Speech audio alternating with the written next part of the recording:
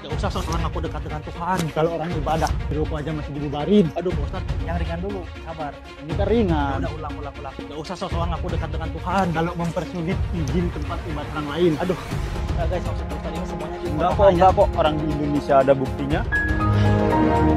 Kalian harus konfirmasi juga dengan RT RW di sini kegiatan itu. Karena memang ini beda. Mari kan kalau masalah ibadah ini seperti ibadah ini, kan bisa konfirmasikan panggil punya yang kontrakan. Begini tolong hentikan. Tapi kalau rumah yatim sendiri seperti ini, suka aku rumahku. Ya memang betul juga suka. Saya cuma pecahkan kaca rumah saya loh. Bisa kan? Kau dengar? Kenapa tadi mau pecah kaca? Jangan diborok nanti. Borok nanti banyak. Jangan kau letak. Saya nggak beribadah, mau nggak? Borok kau nanti. Borok nanti. Apa emang? Siapa yang bilang nggak boleh saya pegang? Siapa yang bilang nggak boleh? Borok kalian itu semua jadi. Sabar. Apa? Gini. Saya kerahkan masalah itu semua panuan ini kau. Panggil masa panuan ini mampus kalian semua. Kau. Yang buat gawat tenang-tenang tidur kita di sini, sampai di sini kita nahan-nahan. Makanya tadi Bapak itu menyuruh kita di atas itu supaya mereka disuruh pulang. Pak, bantu ibadah kami, Pak.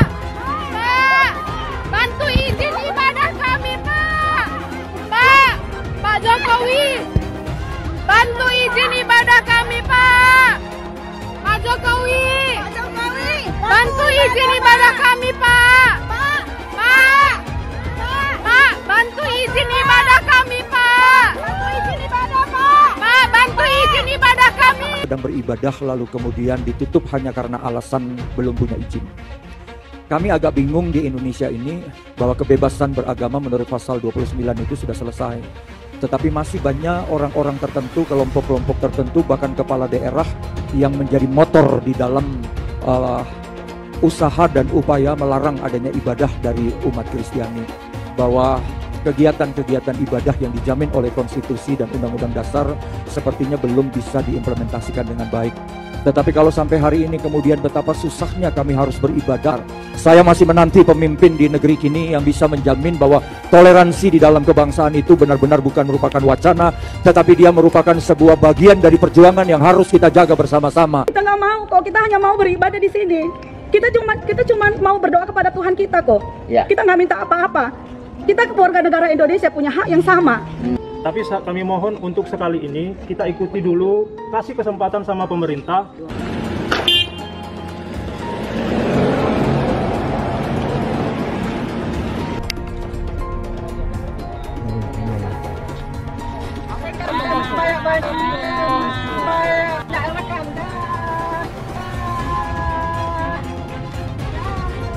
Dari dulu saya sudah mengingatkan kalau MUI bisa jadi sarang sebenarnya dari kelompok radikal. MUI dengan segala kelebihannya adalah rumah terbaik bagi kelompok radikal untuk menguasai dan mengkapitalisasi umat muslim di Indonesia. Inilah kelicikan yang membawa nama agama. Setiap tahun ada saja kontroversi yang mereka keluarkan yang tidak membawa kesejukan dalam bernegara. Saya sendiri nggak tahu gunanya MUI itu apa. Ngeri memang MUI ini. Dengan label ulama, mereka menguasai penuh fatwa untuk umat Islam di Indonesia. Selain itu, selama bertahun-tahun mereka menguasai sertifikat halal di Indonesia dengan konsumen jutaan produk dan dananya tidak teraudit. Halo para elit MUI. Jangan kira kalian bisa berlindung di balik label ulama. MUI pada dasarnya adalah sebuah LSM. Walaupun tidak memiliki otoritas yang resmi, sayangnya MUI kelihatan abai dalam hal menjaga keharmonisan hubungan antar umat atau antar aliran. Sering terdengar berbagai bentuk penolakan dan kekerasan dilakukan terhadap hak beribadah umat Kristen. Walaupun bukan sebuah lembaga negara atau otoritas resmi, MUI ini adalah lembaga yang didengar pendapatnya oleh umat Islam.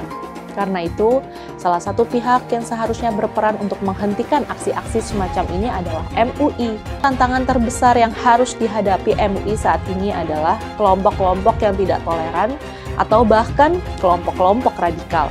Saya lihat perhatian sikap MUI ini semua, setiap ada membuat fatwa itu yang tidak menyenangkan. yang ingin buat gaduh. Sepertinya Anda nih bermusuhan sekali dengan yang namanya non-muslim. Yaitu seperti Anda memandang selain Islam itu kafir. Ini lembaga apa ini, MUI ini lama-lama saya lihat. Apa sih MUI? MUI itu bukan apa-apa buat negara ini. Ada dan tidak ada MUI itu nggak menambah sebetulnya. Justru keberadaan MUI ini membuat masalah. MUI itu cuma sebatas ormas kok. Ini semua muslim loh, mayoritas ini. Yang menolak MUI, termasuk saya menolak MUI. Justru Anda membuat onar. Rakyat se-Indonesia termasuk saya ingin MUI dibubarkan. Jadi lebih bagus bubarkan MUI. Bubaran MUI cukup ada Departemen Agama. Saya Pendeta Samjaksana Pitupulu dari Gereja Utusan Pantai Kosta yang mengalami perusahaan. Kami dari LBH Marfan Batam yang mendampingi Bapak Pendeta terkait dengan adanya dugaan pengrusakan bangunan yang akan digunakan untuk gereja di Kabil, dan kami telah melaporkan ke Polda Kepri. Mengecam tindakan anarkis yang dilakukan oleh sekelompok orang yang merusak pembangunan rumah ibadah di Bida Kabil, Kota Batam. Meminta pada pihak kepolisian agar menangkap pelaku perusakan pembangunan rumah ibadah, dan kita percayakan kepada pihak kepolisian untuk Polda Kepri agar secepatnya menangkap orang-orang yang merusak pembangunan rumah ibadah. Nanti yang lainnya nanti. Apa? Apa? Kerjakan terus, kerjakan. RW 21, RT 004. Ayo, hancurkan semua. Ayo, hancurkan aja. Ya, hancurkan. Ada kerusakan gereja di Punggul, di Kapil Bida, ada perusakan dinding, ada perusakan jendela. Kami mohon kepada stakeholder pemerintah di tempat, khususnya Kota Batam, kami percaya bahwa pemerintah akan bertindak segera. Sumbernya atau dalang di balik pelarangan pendirian rumah ibadah adalah MUI. MUI membuat surat yang mana melarang sebenarnya pendirian ibadah ini.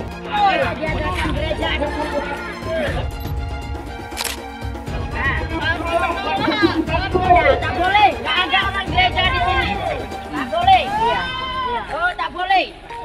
Bukan tempat orang tahu gereja di sini.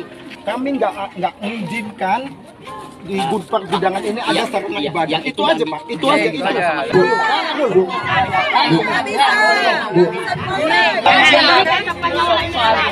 Tak boleh.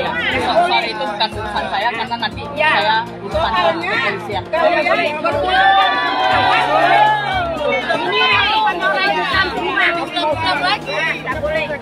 Pelarangan rumah ibadah terus berlangsung, dan ini akan terus terjadi kalau dibiarkan. Mereka percaya menolak atau menghancurkan gereja adalah langkah yang bukan hanya diridhoi, tapi bahkan juga diwajibkan oleh Allah. Karena mereka percaya dengan ayat-ayat Al-Quran yang menurut mereka memerintahkan umat Islam untuk memerangi kaum kafir. Ayat-ayat memerangi kaum kafir itu memang ada dalam Al-Quran, tapi makna kafir di sana tidak pernah berarti semua orang non-muslim. Karena itu sungguh mengherankan bahwa MUI merasa tidak perlu bersikap soal pelarangan gereja ini. Pendiaman ini menyebabkan serangan terhadap umat Kristen terus berlangsung. Bila MUI terus membiarkan kejahatan ini terus terjadi, nama Islam akan terjerumus ke dalam lembah kehinaan. Bahkan lebih dari itu, bila MUI bungkam, MUI sebenarnya sedang membiarkan para pelaku penyerangan dan perusakan itu berada di jalan yang sesat. Akibatnya Islam nampak sebagai sebuah agama yang penuh kebencian, permusuhan, dan sama sekali tidak bisa disebut sebagai agama damai. MUI harus menyerukan dihentikannya pelarangan gereja. MUI harus menyerukan umat Islam untuk menganggap umat Kristen sebagai saudara. Asalnya gedung ini tidak digunakan lagi untuk kegiatan ibadah.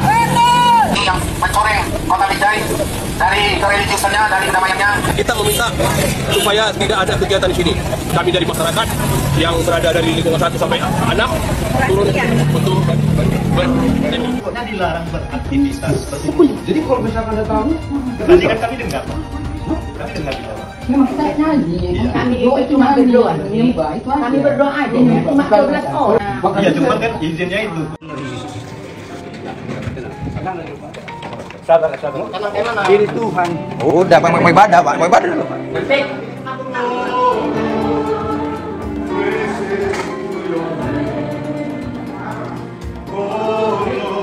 Poin penting di SKB 2 Menteri ini yang perlu kita ketahui bersama. Pada bab 1 pasal 3 dari aturan SKB 2 Menteri disebutkan, Rumah ibadat adalah bangunan yang memiliki ciri-ciri tertentu yang khusus dipergunakan untuk beribadat, tidak termasuk tempat ibadat keluarga. Poin pentingnya adalah tempat ibadat keluarga tidak perlu pakai izin. Apa itu yang dimaksud dengan tempat ibadat keluarga? Kalau di Islam namanya musola, kalau di Kristen namanya kapel atau rumah doa. Apakah perlu izin untuk bikin musola di rumah atau di ruko? Tidak. Begitu juga untuk bikin kapel di rumah atau di ruko, tidak perlu minta izin. Jadi umat Kristen ibadah di rumah atau di ruko tidak perlu minta izin. Saya ulang, tidak perlu minta izin. Banyak Pak Pendeta dan jamaah tidak tahu pengecualian ini, sehingga mereka pasrah saat ada yang datang membubarkan. Ibadah di rumah dan di ruko sama seperti umat Islam sholat jamaah di musola rumah atau di musola ruko. Dibolehkan oleh SKB 2 Menteri dan tidak perlu minta izin pada siapapun. Jadi tolong pahami pengecualian ini dan jangan lagi mau dibubarkan. Kita mau jujur, SKB 2 Menteri hanya berlaku bagi kaum minoritas saja. SKB 2 Menteri seringkali digunakan menjadi instrumen atau alat untuk menggebuk kaum minoritas, mengancam kebebasan beribadah. Mirisnya tidak terlihat semangat dan kesungguh-sungguhan dari Kementerian Agama dan pemerintah Indonesia untuk merevisi SKB 2 Menteri ini. Itu sebabnya saya mau mengajak melalui video ini, sama-sama kita berjuang untuk menegakkan konstitusi dengan tujuan utama merevisi kembali SKB 2 Menteri ini. Ya, saya tidak mau suatu saat anak saya ketika tumbuh dewasa masih harus berjuang untuk kebebasan beragama. Mari sama-sama bergandengan tangan berjuang untuk merevisi SKB 2 Menteri ini sehingga Indonesia menjadi rumah yang nyaman bagi semua golongan dan semua agama. Sebenarnya penegakan hukum di Indonesia ini untuk orang-orang intoleran itu sudah bagus, asal jangan pernah berpikir kalian minoritas. Kalau kalian tidak melaporkan, bagaimana bisa diproses? Nunggu sejuta umat bersuara, menyuarakan itu, tapi cuma komentar, tindakannya nggak ada. Bilangnya apa? Kita cuma minoritas. Itulah karena kalian tidak nasionalis, makanya kalian itu mengecilkan diri kalian sendiri. Kita ini punya hak yang sama di Indonesia, ya. Semua yang beragama itu mempunyai hak beribadah. Sejauh ini cuma teman-teman dari Dharmapala loh yang berani menuntut keadilan, bukan karena mereka minoritas, tapi karena mereka punya hak yang sama sebagai warga negara Indonesia. Apakah dalam prosesnya teman-teman Dharmapala itu lancar-lancar saja? Tidak. Kasusnya pernah ditolak dengan alasan laporannya sudah ada atau sudah ada yang melaporkan. Tapi mereka terus kawal, terus kekeh. Akhirnya mantan Menteri Roy Suryo bisa dimasukkan ke penjara atas dasar penghinaan terhadap lambang-lambang agama. Apalagi ini yang menyetop orang beribadah, bukan siapa-siapa pula. Terus kenapa alasannya kalian tidak mau bersuara? Kalian tidak mau melakukan, kalian tidak mau melaporkan. Kenapa? Bersatu, berbuat. Jangan cuma diam. Mengenai kebebasan beribadah dan kebebasan beragama. Beragama Kristen, Katolik, Hindu, Konghucu, hati-hati, ini memiliki hak yang sama dalam beribadah. Beragama dan beribadah itu dijamin oleh konstitusi kita, dijamin oleh Undang-Undang Dasar 1945, Pasal 29 Ayat 2. Dandim, Kapolres, Kapolda, Pangdam harus ngerti ini. Jari, Kejati, FKUB misalnya, apakah tidak memperbolehkan membangun tempat ibadah? Hati-hati loh. Konstitusi tidak boleh kalah dengan kesepakatan.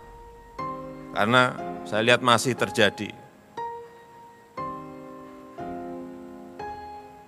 Kadang-kadang saya berpikir sesusah itukah orang yang akan beribadah. Sedih kalau kita mendengar.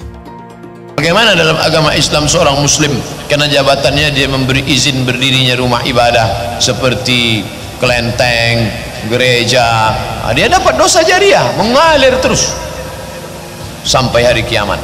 Setiap berbunyi teng teng bisa dibelangkung malaikat, teng kelompang, teng kelompang, teng kelompang, teng kelompang. Rasakanlah tuh, rasakan. Pancasila Soekarno, ketuhanan ada di pantat. Anak Tuhan dari mana? Kalau Yesus anak Tuhan, bidangnya siapa? Besok di seluruh wilayah Indonesia kami katakan bahwa Karena di salib itu ada jin kafir. Karena di salib itu ada jin kafir. Karena di salib itu ada jin kafir. Haleluya.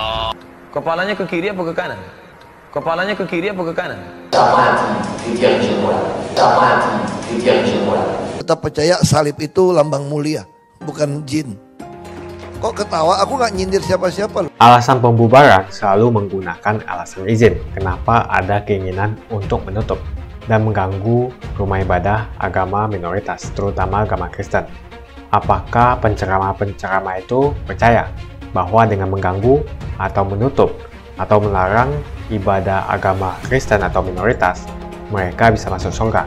Apakah seperti itu ajaran mereka? Makanya saat berceramah, Abdul Somad selalu mengajarkan intoleransi dan selalu menghujat agama lain, seperti mengatakan di salib ada jin kafir. Menurut saya, pemerintah pusat harus terus berkomunikasi dengan para pemuka agama atau penceramah agama, seperti Abdul Somad yang selama ini masih merasa dan percaya bahwa kehadiran gereja adalah hal yang harus ditolak. Dan para pemuka agama itu harus sadar bahwa menolak pembangunan gereja bukan saja bertentangan dengan konstitusi, tapi juga bertentangan dengan ajaran agama itu sendiri. Kalau bicara MUI atau Majelis Ulama Indonesia itu saya terus terang suka pengen ketawa gitu ya. MUI ini kadang-kadang suka bertentangan antara pemikiran dan statementnya. Untuk sekelas Majelis Ulama Indonesia, saya rasa hanya untuk sekedar mengutuk serangan udah sangat biasa ya. Nggak usah sekelas MUI lah untuk melakukan itu. Saya juga bisa kalau cuma mengutuk. Permasalahannya, apakah MUI sudah cukup mempunyai power untuk bisa menghalangi bagaimana supaya kejadian ini tidak terulang? Kan ini kan bukan kejadian yang pertama, sudah beberapa kali terjadi di Indonesia. Dari mana mereka terpapar? Yaitu dari bentuk pengajian-pengajian atau di majelis-majelis di mana para penceramah-penceramahnya tidak pernah diperhatikan oleh MUI. MUI lebih banyak memperhatikan kulkas, memperhatikan baju ya kan untuk stempel halal, tapi tidak pernah memperhatikan para penceramah-penceramah ini yang sangat merusak. Dan ini berbahaya di sana. MUI seperti gagap menghadapi mereka, tidak mau untuk berbicara bahwa para penceramah ini adalah orang-orang yang tidak boleh kamu dekati. Jika dia sudah terpapar yang fase pertama, dia menjadi orang yang bisa dibilang radikal. Karena tidak paham itu dia sedang mencari agama. Ketika dia mencari agama, dia ketemu dengan penceramah yang salah. Ya akhirnya dia jadi salah. Nah pertanyaannya, di mana peran Majelis Ulama Indonesia terhadap situasi ini? Ketika dia sudah mulai melakukan mendapatkan kebencian dalam hatinya terhadap golongan-golongan berbeda sama dia, itu masuk kepada fase ketiga dan fase yang paling genting, yaitu dia bisa melakukan serangan kepada tempat-tempat ibadah atau ke orang-orang yang tidak sesuai dengan keyakinan dia. Ini kan bahaya. Gelar ulama itu bukan gelar yang enteng loh ya. Gelar ulama itu adalah gelar pengakuan kepada orang-orang yang mempunyai keilmuan di dalam agama itu yang cukup. Nah, ketika dia punya pengetahuan ilmu agama yang cukup, bagaimana dia membaktikan dirinya kepada masyarakat supaya jangan ada orang-orang yang salah jalan di dalam memahami agamanya. Kalau sudah masuk fase terakhir atau fase ketiga ini memang sudah tugas daripada aparat kepolisian karena dia sudah melakukan sesuatu atau akan melakukan sesuatu. Tetapi pertanyaannya di fase pertama terpapar ini, di mana peran Majelis Ulama Indonesia? Itulah yang kemudian saya pertanyakan. MUI itu ada di mana pada situasi seperti ini? Jangan kemudian cuma mengutuk ketika itu sudah terjadi. Mengutuk itu gampang. Tetapi Anda sebagai ulama, peran apa yang Anda bisa lakukan supaya tidak terjadi hal yang sama di Indonesia ini? Bukan nggak usah masalah Indonesia lah. Kepada para korban-korban pemahaman yang salah ini, di mana peran Majelis Ulama Indonesia supaya tidak ada korban-korban lain yang mempunyai pemahaman yang salah? Pastilah, selalu ada peran dari Majelis Ulama Indonesia. Saya kan selalu bertanya, apa sih peran daripada Majelis Ulama Indonesia ini selain membisniskan sertifikasi halal, ya kan, dan sibuk mencari mana yang haram kan gitu kan. Ini loh yang paling penting. Penceramah-penceramah yang salah ini selalu diberikan panggung. Seperti Yahya Waloni, seorang mu'alaf yang tiba-tiba berbicara tentang ayat, tentang hadis yang juga dia nggak pahami. Nah, terus MUI kok diam saja? Ada satu penceramah yang sama sekali tidak layak untuk berceramah atau bahkan tidak mengerti agamanya, diberikan panggung dan diberikan mic. Yang dia lakukan apa? Menyerang agama lain atau bahkan menyerang agamanya yang dulu pernah dia ada di sana. Yang terjadi apa? Ketersinggungan antar umat. Sudah seharusnya orang-orang yang mempunyai orang-orang yang diberikan panggung untuk melakukan ceramah agama itu memang betul-betul dianggap sudah layak bahwa dia punya kemampuan untuk berceramah tentang agama. Pertama, yang kedua, dia tidak mengeluarkan ceramah-ceramah yang melawan negara. Dan dia harus membangun konsep persatuan dan kesatuan Indonesia terhadap umat beragama dan terhadap perbedaan suku dan ras di Indonesia. Kan itu nilai-nilai yang harus dia bawa ketika dia berceramah di agama. Jangan sebaliknya, yang diajarkan kebencian, yang dia ajarkan itu adalah sesuatu yang sangat menyinggung umat agama lain, yang diajarkan adalah kebodohan. Masa di dalam sebuah ceramah, saya pernah dalam sebuah ceramah gitu, penceramahnya bicaranya soal perang, kan gila. Kalau kemudian saya setiap hari harus dibombardir otak saya dengan perang, ya akhirnya saya akan muncul dengan orang yang siap perang. Ya seperti yang kemarin menyerang gereja. Lah kalau kemudian mereka dibiarkan bebas begitu saja, jangan salahkan kalau kemudian banyak orang-orang awam yang terjerumus pemikirannya. Karena orang-orang yang tidak memenuhi syarat sebagai penceramah ini diberikan panggung, diberikan mic, diberikan kesempatan untuk berbicara tanpa ada yang mengatur. Lah, kalau semua tidak ada yang mengatur seperti ini, ya jangan salahkan kalau kemudian terjadi serangan-serangan seperti di gereja kemarin. Dan kalau sudah terjadi serangan, jangan kemudian denial, menyangkal bahwa dia tidak beragama. Ini ada di dalam masalah agama Islam sekarang ini. Ya kan, mereka ini muncul di banyak majelis. Mereka ini muncul banyak di stasiun televisi. Mereka itu muncul banyak di elemen-elemen pemerintahan atau usaha seperti perusahaan dan segala macam. Pertanyaannya kan cuma satu. Siapa yang bisa melegitimasi ke para penceramah ini supaya mereka bisa menyampaikan hal-hal yang bersifat agama? Siapa? Kan harusnya majelis ulama atau pemerintahan, dalam hal ini Departemen Agama, Kementerian Agama. Kenapa MUI kok tidak bergerak? Loh, mereka kan ulama. Seharusnya mereka menjaga yang namanya agama yang sekarang mereka anut. Majelis Ulama Indonesia. MUI kok tidak menganggap bahwa itu adalah sesuatu yang berbahaya. Ceramah-ceramah seperti dia itu akan membangun paparan-paparan yang salah daripada orang-orang awam. Statement mereka selalu bertentangan. Kalau memang dianggap tidak beragama atau memang keluar dari agama, ya sudah, bikin fatwa dong. Bahwa mereka yang sudah melakukan serangan-serangan yang merusak dan mengakibatkan korban jiwa kepada orang lain tidak berdosa, ya jangan disolatkan. Atau bikinlah pernyataan bahwa perbuatan mereka itu haram dan tidak diterima. Dan mereka pasti akan masuk neraka. Kan itu saja sudah cukup peran-peran MUI. Selebihnya adalah pembinaan-pembinaan kepada para penceramah-penceramah. Mulailah perbaiki. Mulailah Majelis Ulama dan Kementerian Agama melihat ini sebagai sebuah masalah besar yang harus diperbaiki bersama-sama. Jangan cuma mengutuk atau mengunjungi korban serangan itu saja. Tapi petanya, apa yang harus dilakukan supaya jangan banyak orang terpapar. Kan itu yang kita harapkan. Nah, peran Majelis Ulama Indonesia dan peran Departemen Agama apa untuk supaya ini jangan terjadi hal seperti ini. Bahaya sekali kita ini. Lawan kelompok-kelompok mereka itu dan jangan takut dan jangan diam. Ketika ada penceramah-penceramah yang memaksakan nilai-nilai kejahatan di dalam semua ceramah mereka, viralkan.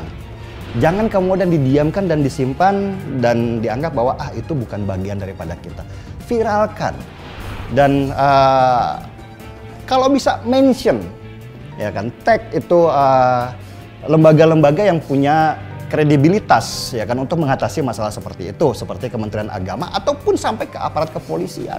Dan di sini juga harus ada reaksi dari aparat kepolisian untuk bisa mencegah orang-orang seperti itu. Dan jangan kita takut untuk berbicara bahwa orang-orang seperti itu yang ingin merusak persatuan kita atas nama agama, itu adalah kejahatan-kejahatan yang harus kita lawan bersama. Jumpa lagi dengan saya di channel Jonas Leong. Terima kasih banyak buat kalian sudah like dan subscribe di channel Jonas Leong. Sebelum video ini dimulai, saya mau nanya, kenapa ada keinginan untuk menutup dan mengganggu rumah ibadah agama minoritas, terutama agama Kristen? Apakah penceramah-penceramah itu percaya bahwa dengan mengganggu atau menutup atau melarang ibadah agama Kristen atau minoritas, mereka bisa masuk surga? Apakah seperti itu ajaran mereka? Silahkan tuliskan pendapat kalian di kolom komentar. Masalah intoleransi semakin tak terbendung. Lebih dari 200 gereja ditutup secara paksa 10 tahun belakangan. Yang paling mencolok adalah kasus intoleransi 3 tahun terakhir ini. Banyak sekali kasus pembubaran rumah ibadah akhir-akhir ini. Itu yang viral. Bagaimana yang tidak viral? Tentu lebih banyak lagi. Alasan pembubaran selalu menggunakan alasan izin. Dan selalu FKUB tidak memberikan izin. Jika tidak perlu lagi rekomendasi daripada FKUB, maka ini akan membantu umat minoritas. Sebetulnya tidak usah memakai alasan izin karena puluhan ribu musola di Jawa Barat dibangun tanpa menggunakan izin. Itu di Jawa Barat saja, gimana di seluruh Indonesia? Mungkin ada ratusan ribu hingga jutaan masjid di Indonesia yang tidak mempunyai izin. Jadi jelas kalau kita membandingkan masalah izin, terjadi ketidakadilan. Seperti yang kita ketahui, banyak sekali musola tidak mempunyai izin. Umat mayoritas bisa membangun rumah ibadah tanpa menggunakan izin. Adapun SKB 2 Menteri bab 1 pasal 3, orang Kristen yang mau bikin rumah-rumah doa di rumah atau di ruko sebetulnya tidak perlu meminta izin. Dan juga dalam SKB 2 Menteri pasal 13 dan pasal 14 peraturan bersama Menteri Agama dan Menteri Dalam Negeri nomor 9 dan nomor 8 tahun 2006 mengamanatkan kepala daerah untuk memberikan izin, sementara sebagai bentuk fasilitasi negara dalam mencarikan solusi pendirian rumah ibadah. Jadi dalam SKB 2 Menteri, sebetulnya kepala daerah harus memfasilitasi dalam memberikan perizinan pendirian rumah ibadah. Akan tetapi dua pasal ini dianggap tidak ada oleh ormas-ormas preman berjubah agama itu. Yang dipermasalahkan oleh ormas preman berjubah agama itu selalu rekomendasi FKUB yang ada di SKB 2 Menteri. Semoga rekomendasi FKUB yang ada di SKB 2 Menteri bisa dihilangkan. Menurut saya selama SKB 2 Menteri tentang rekomendasi FKUB tidak direvisi, maka masalah-masalah penolakan rumah ibadah agama lain di tempat-tempat lain di seluruh Indonesia akan terus terjadi. Konstitusi jelas memberikan jaminan perlindungan negara kepada orang untuk beragama dan melaksanakan ibadah sesuai dengan kepercayaan dan agamanya, maka tidak boleh tunduk pada kesepakatan. Bunyi pasal 29 ayat 2 Undang-Undang 1945, negara menjamin kemerdekaan tiap-tiap penduduk untuk memeluk agamanya masing-masing dan untuk beribadah menurut agama dan kepercayaannya itu. Mulai saat ini jangan diam.